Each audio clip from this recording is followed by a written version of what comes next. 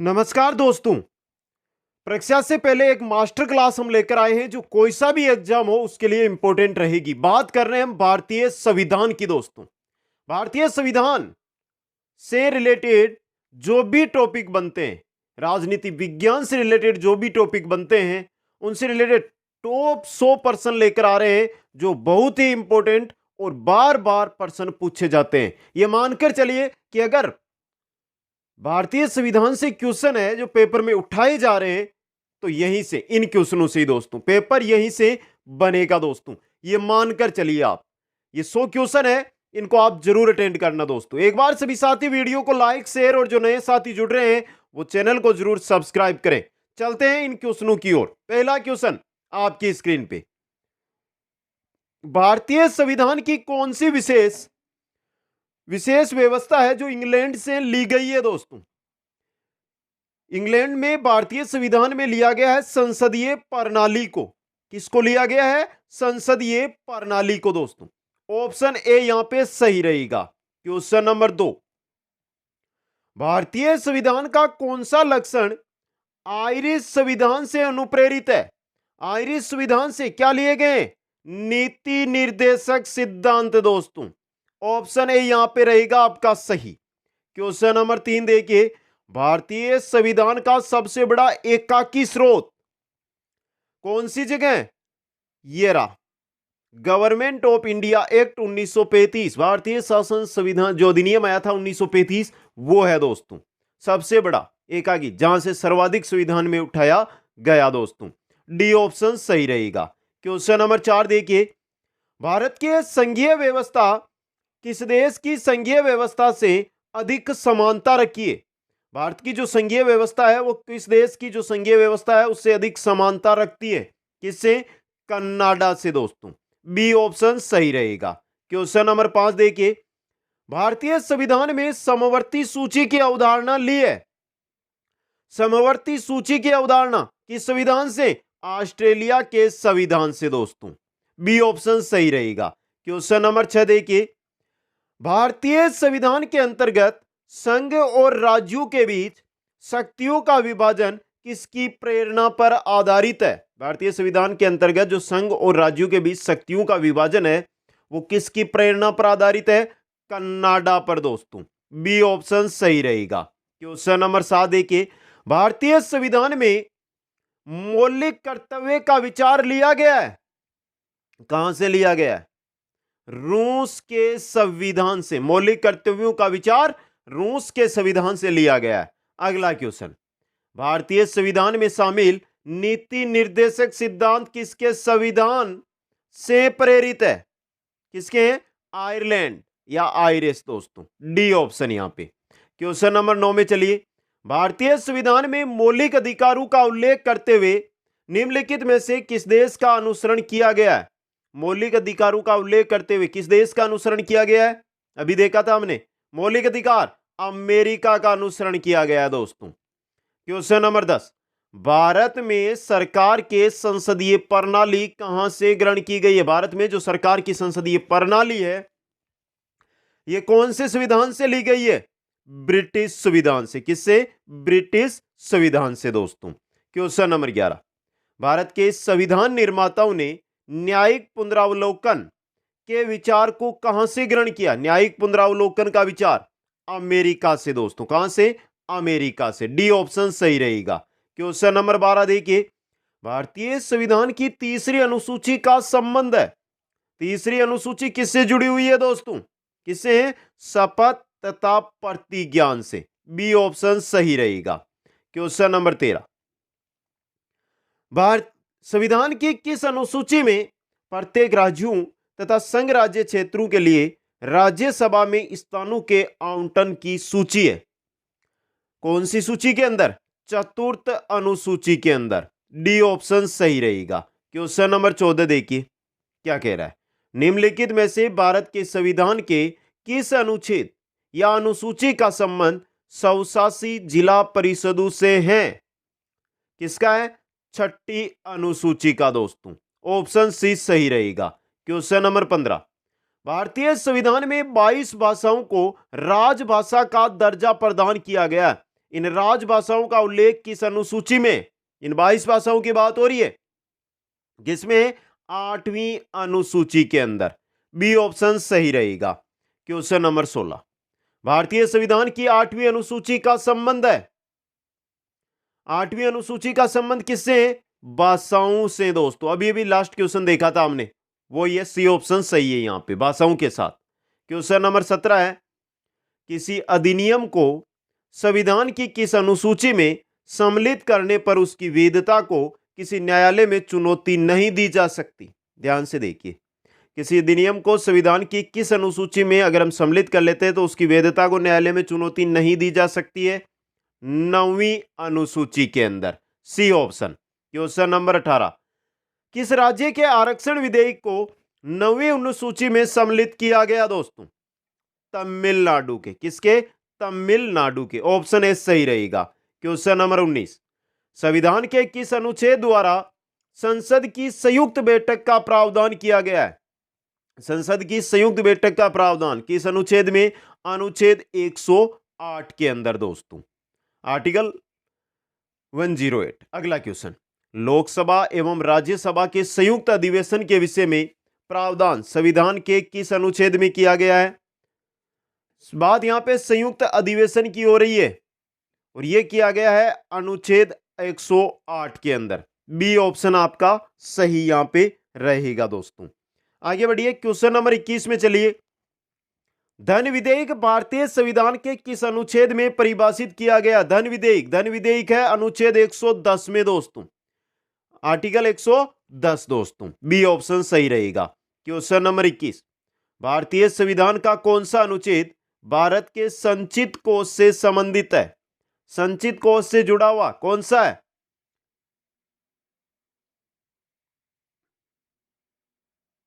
112 का भाग 2, 146 का भाग 3 और 148 का भाग 6, उपयुक्त सभी है ये। डी ऑप्शन सही रहेगा यहां पे।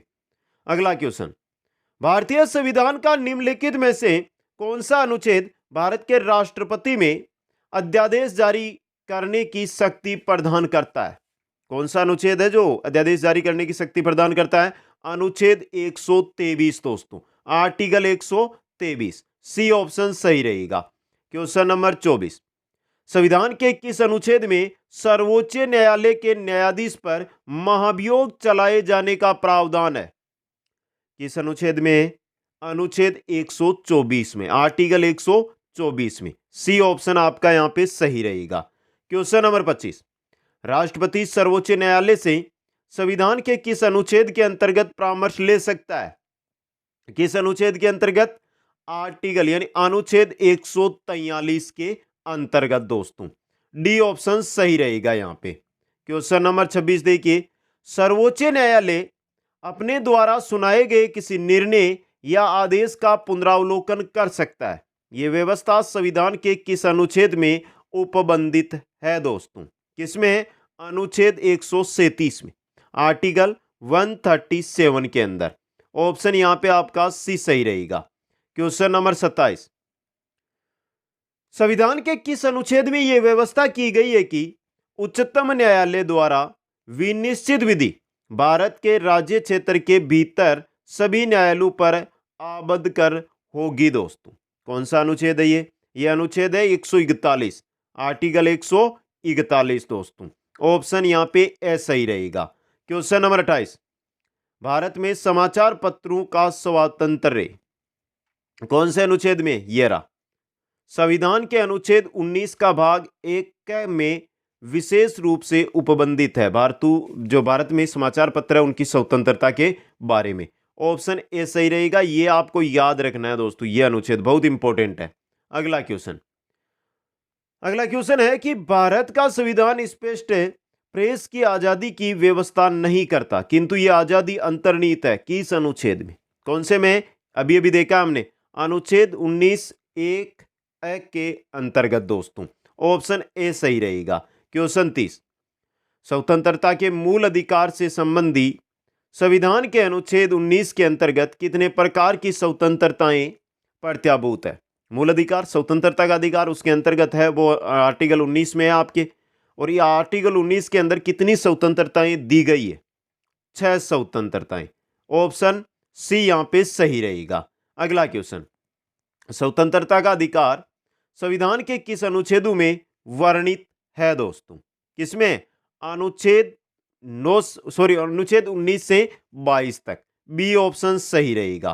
क्वेश्चन नंबर 32, अनुच्छेद 19 में वर्णित स्वतंत्रताएं निम्नलिखित में से किसको प्राप्त है? किसको प्राप्त है? केवल भारतीय नागरिकों को। सी ऑप्शन, भारत का निवासी विदेशी भी हो सकता है, भारत में पैदा हुए सभी व्यक्तियों को, भारत में पैदा हो गए लेकिन जाकर नागरिकता किसी देश की ले ली तो उनको प्राप्त नहीं है। यहां पे केवल भारतीय नागरिकों को। अगला क्वेश्चन, भारतीय संविधान का अनुच्छेद 21 निम्नलिखित में से किसके विरुद्ध संरक्षण प्रदान करता है? किसके विरुद्ध करता है? कार्यपालिका तथा विधायिका दोनों के विरुद्ध दोस्तों। डी ऑप्शन सही रहेगा। क्वेश्चन नंबर 34, भारत के संविधान का निम्नलिखित में से कौन सा अनुच्छेद प्रेस की स्वतंत्रता से संबंधित है? कौन सा है? अनुच्छेद 19 है, हमने देखा था ना यह अनुच्छेद, समझ गए। अगला क्वेश्चन, निम्नलिखित में नागरिकों का स्वतंत्रता संबंधी सही अधिकार कौन है? नागरिकों का स्वतंत्रता संबंधी सही अधिकार बताना है यहां पे। हथियार सहित सभा करने का, सरकार के विरुद्ध षड्यंत्र, भाषण तथा विचार व्यक्त करने की स्वतंत्रता, यह है सी ऑप्शन यहां पे सही है। क्वेश्चन नंबर 36, प्रेस की स्वतंत्रता किस अधिकार में निहित है? किस अधिकार के अंदर है दोस्तों? भाषण स्वातंत्र्य में। ऑप्शन बी सही रहेगा। अगला क्वेश्चन, निम्नलिखित में से कौन मौलिक अधिकार नहीं है? बोलने का है, व्यवसाय का अधिकार है, हड़ताल पर जाने का अधिकार और धर्म का अधिकार। यह नहीं है हड़ताल पर जाने का अधिकार। अगला क्वेश्चन, निम्नलिखित निर्देशक सिद्धांतों में से वह सिद्धांत कौन सा है जिसे गांधीवादी सिद्धांत कहा जाता है? देखिए, श्रमिकों और बच्चों का संरक्षण, स्वशासन के प्रभावी एकलू के रूप में ग्राम पंचायत का संगठन, गांधीवादी विचार की अगर हम बात करते हैं यहां पर तो आपका यह है दोस्तों। यह क्वेश्चन आया हुआ है बहुत बार। आगे बढ़िए, नीति निर्देशक तत्व का महत्व है किसके लिए? जो नीति निर्देशक तत्व है इनका महत्व है किसके लिए है दोस्तों? राज्य के लिए। किनके लिए? राज्य के लिए दोस्तों। बी ऑप्शन सही रहेगा। क्वेश्चन 40, भारत के किस राज्य में समान नागरिकता संहिता लागू है? समान नागरिक संहिता किस राज्य में दोस्तों? गोवा के अंदर है। डी ऑप्शन सही रहेगा। क्वेश्चन नंबर 41, राज्य के नीति निर्देशक सिद्धांतों के अनुसार किस आयु तक के बच्चों को निःशुल्क एवं अनिवार्य शिक्षा देने की आशा की जाती है दोस्तों? कितने आयु तक? 14 वर्ष। 6 वर्ष से 14 वर्ष तक दोस्तों। ऑप्शन ए यहां पे सही रहेगा। क्वेश्चन नंबर 42, राज्य के नीति निर्देशक सिद्धांत किस प्रकार मौलिक अधिकारों से भिन्न है दोस्तों? पूर्वोक्त केंद्र सरकार के लिए एवं उपरोक्त राज्यों के लिए पूर्वोक्त संविधान का अंश नहीं जबकि उपरोक्त है। राज्य के नीति निर्देशक सिद्धांत परिवर्तनीय है जबकि मूल अधिकार परिवर्तनीय नहीं है जबकि परिवर्तनीय है। यह एकदम सही है। यहां पे मौलिक अधिकार देखिए, जो नीति निर्देशक सिद्धांत है इनमें आप परिवर्तन नहीं कर सकते जबकि मौलिक अधिकार है इनके अंदर आप परिवर्तन कर सकते हैं। तो ऑप्शन सी सही रहेगा। आगे बढ़िए, भारतीय संविधान के कौन से संशोधन अधिनियम द्वारा टकराव की दशा में राज्य के नीति निर्देशक तत्वों को मूल अधिकारों पर वरीयता प्रदान की गई है दोस्तों? कौन से संविधान संशोधन के द्वारा? 42वां संविधान संशोधन है उसके द्वारा दोस्तों। क्वेश्चन नंबर 44, भारतीय संविधान के अंतर्गत कल्याणकारी राज्य की अवधारणा निम्नलिखित में से किस अनुच्छेद में वर्णित है? कल्याणकारी राज्य की अवधारणा कौन से अनुच्छेद में? अनुच्छेद 38 के अंदर। B option important question. आगे बढ़िए, क्वेश्चन नंबर 45, समान न्याय और निःशुल्क विधि सहायता का प्रावधान संविधान के किस अनुच्छेद में है? किसमें है? अनुच्छेद अनुच्छेद 39(1) के अंतर्गत। बहुत इंपॉर्टेंट क्वेश्चन है आपका ये और बी ऑप्शन सही है यहाँ पे। क्वेश्चन 46, 1976 में हुआ 42वां संविधान संशोधन। तो 42वें संविधान संशोधन द्वारा संविधान में नागरिकों के लिए कितने मौलिक कर्तव्य निश्चित किए गए दोस्तों? कितने? 10 दोस्तों, 10। बी ऑप्शन 11, 10 कर दिए गए बाद में। अगला क्वेश्चन, संविधान के किस भाग में मूल कर्तव्यों के अध्याय को जोड़ा गया है? कौन से भाग में है मूल कर्तव्य? 4 क भाग में, भाग 4 क में। तो ये रहा आपका ऑप्शन डी यहाँ पे।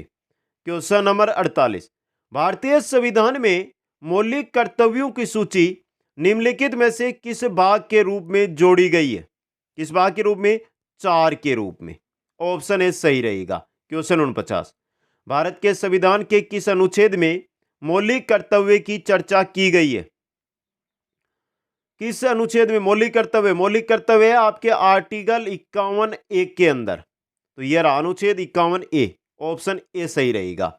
अगला क्वेश्चन, भारतीय संविधान के भाग 4A अनुच्छेद 51A में कितने मौलिक कर्तव्य निर्धारित किए गए? अब देखिए किए तो 10 गए थे, वर्तमान में 11। ऑप्शन ए आपका सही रहेगा। अगला क्वेश्चन, भारतीय संविधान के किस अनुच्छेद में कहा गया है कि संघ के लिए एक संसद होगी जो राष्ट्रपति और दोनों सदनों से मिलकर बनेगी? यह बात किसमें कही गई है?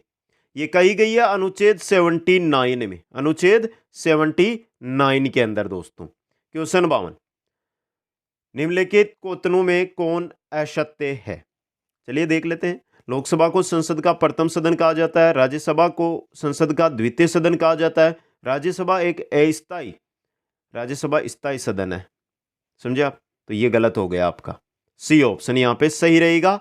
और लोकसभा संसद का लोकप्रिय सदन है, ये भी सही है। आगे बढ़िए क्वेश्चन 53 की ओर, निम्नलिखित कथनों में से कौन सही है? जो सही है वो बताना है। लोकसभा भारतीय जनता की प्रतिनिधि सभा है, राज्यसभा संसद का उच्च सदन है, राज्यसभा राज्यों का प्रतिनिधित्व करता है। तीनों कथन सही है, तो उपयुक्त सभी डी ऑप्शन यहां पे सही रहेगा। अगला क्वेश्चन, संसद का निम्न सदन एवं उच्च सदन क्रमश है। निम्न सदन कौन सा होता है? लोकसभा, उच्च सदन राज्यसभा, लोकसभा व राज्यसभा। ये रहा, ये निम्न सदन है और ये उच्च सदन है। क्वेश्चन 55, संसद को भंग करने के लिए कौन सक्षम है? कौन है? राष्ट्रपति दोस्तों। कौन कर सकता है? राष्ट्रपति। ऑप्शन ए सही रहेगा। क्वेश्चन 56, भारतीय संसद की संप्रभुता प्रतिबंधित है।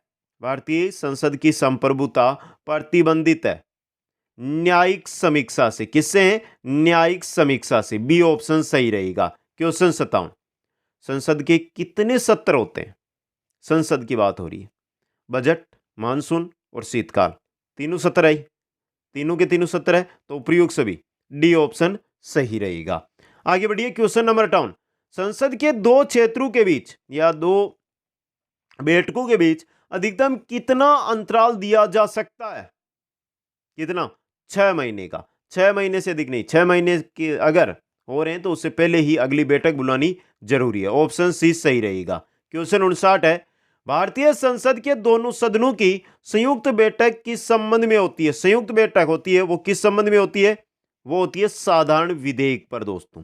Option C. और इंपॉर्टेंट क्वेश्चन, अगला क्वेश्चन है, भारतीय संविधान का कौन सा अनुच्छेद राष्ट्रपति के पद के लिए पुनः निर्वाचन की योग्यताएं निर्धारित करता है? राष्ट्रपति पद के लिए पुनः निर्वाचन कौन सा अनुच्छेद? अनुच्छेद 52, आर्टिकल 52 दोस्तों। क्वेश्चन नंबर 61, जनता पार्टी के शासन के दौरान भारत के राष्ट्रपति कौन थे? कौन थे? आर वेंकट रमन दोस्तों। डी ऑप्शन सही रहेगा। अगला क्वेश्चन, भारत के किस राष्ट्रपति की मृत्यु कार्यकाल पूरा करने से पूर्व हो गई थी? किनकी हुई थी? डॉक्टर एस राधा कृष्णन की दोस्तों। क्वेश्चन 63 में चलिए, भारतीय संघ के प्रतिरक्षा बलों का सर्वोच्च समादेश निम्नलिखित में से किसमें निहित होता है? किसमें होता है? राष्ट्रपति के अंदर। बी ऑप्शन सही रहेगा, तीनों सेनाओं का। अगला क्वेश्चन है, निम्नलिखित में से भारत का राष्ट्रपति किसकी नियुक्ति नहीं करता है?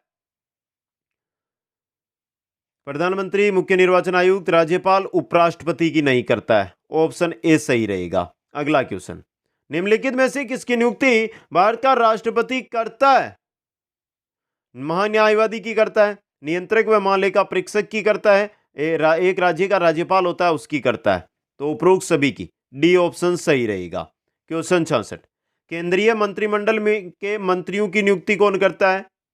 कौन करता है? प्रधानमंत्री की सलाह पर राष्ट्रपति, सीधा राष्ट्रपति मत कर देना, अगर यह चीज दी गई हो तो यह करनी है। सलाह प्रधानमंत्री की रहती है, करते राष्ट्रपति है। अगला क्वेश्चन, निम्नलिखित में से किसकी नियुक्ति भारत के राष्ट्रपति द्वारा नहीं होती है? लोकसभा अध्यक्ष की, मुख्य न्यायाधीश की होती है, सेना प्रमुख की होती है, इनमें से कोई नहीं। तो इन दोनों की तो होती है, लेकिन लोकसभा अध्यक्ष की नहीं होती है। ऑप्शन ए सही रहेगा। अगला क्वेश्चन, भारत के राष्ट्रपति की मर्जी तक निम्नलिखित में से कौन अपने पद पर रह सकता है? कौन? सर्वोच्च न्यायालय के न्यायाधीश, चुनाव आयुक्त, राज्यपाल, लोकसभा अध्यक्ष। राज्यपाल। बाकी ये चीजें है ना, ये अलग हो जाती है उसके बाद, नियुक्ति के बाद, समझे आप? तो भारत के राष्ट्रपति की मर्जी तक राज्यपाल अपने पद पर रहता है। सी ऑप्शन सही रहेगा। क्वेश्चन 69, निम्नलिखित में से किसे राष्ट्रपति नियुक्त नहीं करता है? चलिए देखते हैं किसको। वित्त आयोग करता है, योजना आयोग। अगला क्वेश्चन, योजना आयोग वर्तमान में बदल गया, नया नाम आ गया नीति आयोग। राज्यसभा कब भंग की जाती है? 5 वर्ष बाद राष्ट्रपति के शासन में संकटकालीन स्थिति में राज्यसभा कभी भंग नहीं की जाती। ये रहा, राज्यसभा कभी भंग नहीं होती है दोस्तों, स्थायी सदन होता है ये। अगला क्वेश्चन, ये अच्छा क्वेश्चन आया है, देखिए आराम से। राज्यसभा के बारे में निम्नलिखित में से कौन सा या कौन से कथन सही है, वो आपको यहां पर बताने हैं दोस्तों। पहला, राज्यसभा की अधिकतम अनुज्ञेय संख्या 250 है। राज्यसभा में 238 राज्यों और संघ शासित क्षेत्रों से अप्रत्यक्ष रूप से निर्वाचित होते हैं। सही है। तीसरा, अखिल भारतीय सेवाओं के सर्जन जैसे मामलों में इसकी लोकसभा के साथ समान रूप से विधायी शक्तियां। गलत, पहला और दूसरा सही है यहां पे। तो सही कूट का अगर हम चुनाव करेंगे तो ये रहा ए ऑप्शन आपका। अगला क्वेश्चन, हमारे संविधान के अनुसार राज्यसभा का कार्यकाल क्या है दोस्तों? समाप्त होने का विषय नहीं है। राज्यसभा का कार्यकाल कभी खत्म नहीं होता है। 33% सदस्य हर 2 साल से नए बनकर आ जाते हैं, इस वजह से वो कभी पूरा नहीं होता है। अगला क्वेश्चन, राज्यसभा के सदस्य बनने हेतु अर्हताओं के संदर्भ में निम्नलिखित अभिकथनों पर विचार कीजिए तथा उसके नीचे दिए गए कूट से सही उत्तर चुनिए। चलिए चुनते हैं। पहला, उम्र कम से कम 30 वर्ष। जहां से अभ्यर्थी यानी जहां से निर्वाचन हो रहे हैं, निर्वाचित किया जाना है, उस राज्य की मतदाता सूची में मतदाता के रूप में पंजीकृत होना चाहिए और राज्य के अंतर्गत लाभ का पद धारित नहीं होना चाहिए। अब देखिए यहां पे जो ये तीसरा है ना, ये गलत है आपका। पहला दूसरा सही है, ऑप्शन ए सही रहेगा। अगला क्वेश्चन, निम्नलिखित कथनों पर विचार कीजिएगा। चलिए करते हैं विचार। केवल राज्यसभा में यह शक्ति निहित है कि वह यह घोषणा करे कि राज्य सूची में से किस विषय के संबंध में राष्ट्रीय हित में संसद विधि बना सकती है। दूसरा है, आपात की उद्घोषणा का अनुमोदन करने वाले संकल्प केवल लोकसभा द्वारा पारित किए जाते हैं। सही कथन है सिर्फ पहला आपका, केवल एक, और ए ऑप्शन। अगला क्वेश्चन, लोकसभा द्वारा विचारार्थ भेजे गए वित्त विधेयक को राज्यसभा अधिकतम कितने समय तक रोक के रख सकती है? कितने समय तक दोस्तों? 14 दिन तक, सिर्फ 14 दिन तक रोक के रख सकती है। Option D. अगला क्वेश्चन है हमारा 76 नंबर, संसद के किसी भी सदन के दोनों सत्रों के बीच अंतराल किससे अधिक नहीं होना चाहिए? कितने दिनों से दोस्तों? 6 महीने से। ऑप्शन बी सही रहेगा। क्वेश्चन 77, राज्यसभा विघटित हो जाती है? मैंने नहीं देखा, कभी नहीं होती है दोस्तों। D option. क्वेश्चन 78, देश का वह संसदीय निर्वाचन क्षेत्र कौन सा है जिसकी सीमाएं 9 संसदीय निर्वाचन क्षेत्रों को स्पर्श करती है दोस्तों? कौन सा है वो? वो है नागौर दोस्तों। डी ऑप्शन सही रहेगा। क्वेश्चन 79, किस लोकसभा में निर्वाचित महिला सांसदों की संख्या सबसे कम थी? किसमें थी? 6ठी लोकसभा के अंदर। क्वेश्चन आ रहा आपका 80, किस लोकसभा में निर्वाचित महिला सांसदों की संख्या सबसे अधिक रही? किसमें रही? 17वीं में दोस्तों। D option. Question number 81, Lok Sabha में मंत्रिपरिषद के विरुद्ध अविश्वास का प्रस्ताव लाने हेतु न्यूनतम सदस्य संख्या कितनी है? 50 है दोस्तों। डी ऑप्शन सही रहेगा। क्वेश्चन 82, लोकसभा का कोई सदस्य सदन का सदस्य बने रहने से निर्हित नहीं हो जाता यदि वह सदस्य जिस राजनीतिक दल से निर्वाचित होकर आई थी उसे स्वैच्छिक रूप से अपनी सदस्यता छोड़ देता है।